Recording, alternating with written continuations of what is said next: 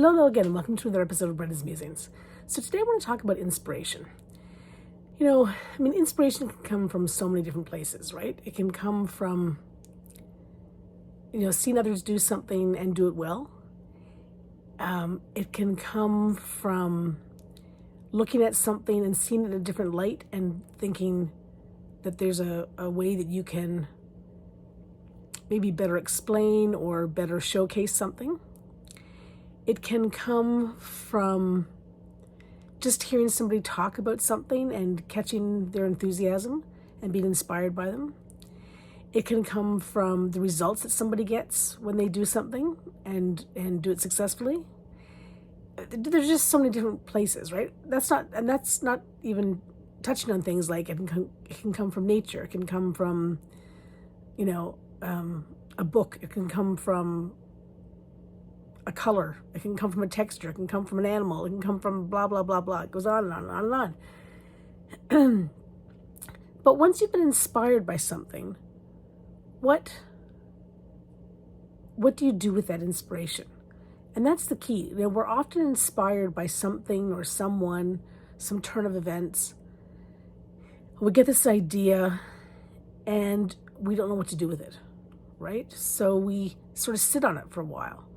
And then after a while, it doesn't seem like it has that same importance, and eventually we just drop it. But then there are also the people who, are inspired by something and it sparks something within inside of them, and then they run with the idea and they take it to a whole new level and they seize the opportunity that they have in front of them. And, it doesn't always work out well. Sometimes it flops, but they've taken a chance. And so that when they lay that idea to rest, they lay it to rest knowing that either they've tried and it didn't work out, or they've tried and they've succeeded, or maybe they've succeeded beyond what they even imagined was possible. So inspiration, in a lot of ways, is just another sort of opportunity.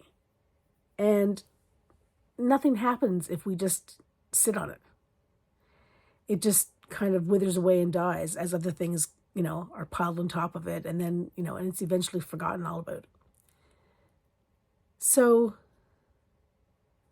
when you're next inspired, think about the next steps.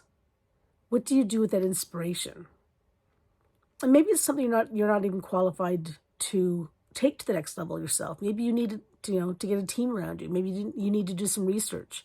Maybe you need to, investigate different alleys or avenues where the idea will have more success.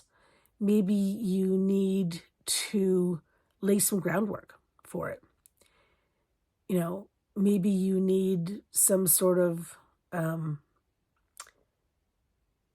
stamp of approval. So just, think about what are the next steps that I can take in order to move this inspiration further. And maybe it's as simple as taking a paintbrush to a canvas. And I say simple in the most humblest of terms, because that is not always simple. So, be inspired by all means. It's such a fantastic feeling. But then figure out how you take that inspiration and turn that energy into something even more that other people will be inspired by, or other people will feel the importance of, or you just want to share it. Anyway, it's been Musing for the day. Have a great one, everyone.